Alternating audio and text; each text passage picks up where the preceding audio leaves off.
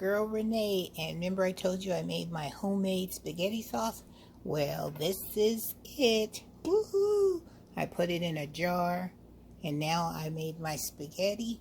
So now I'm going to pour this into my spaghetti, and we are going to mix this up, and we are going to see what a beautiful dinner this is going to make.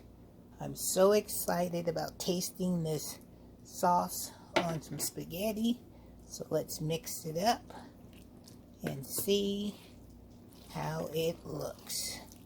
Gonna add some more seasoning to it, like some more pepper, because you know whenever you make spaghetti you always have to add more pepper and stuff. So let me get this all mixed up and I'll be right back.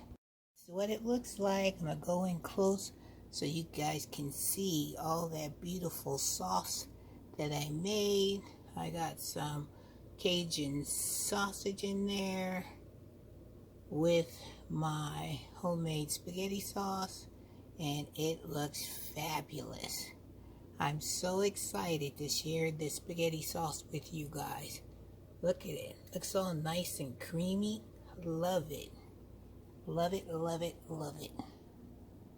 So here is my dinner. Got me some cornbread on the side, because you know your girl loves some cornbread. And then my homemade spaghetti.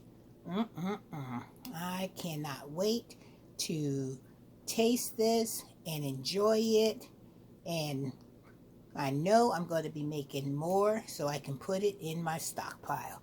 Alright guys, hope you enjoyed this short video letting you see Miss Renee's first attempt at making her own spaghetti sauce. Look at that, with that cornbread all buttery top and all moist looking, and then to have it complement with this spaghetti. Love it, love it, love it.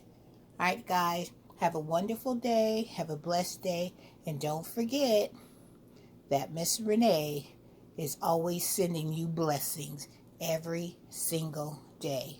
Alright guys, take care.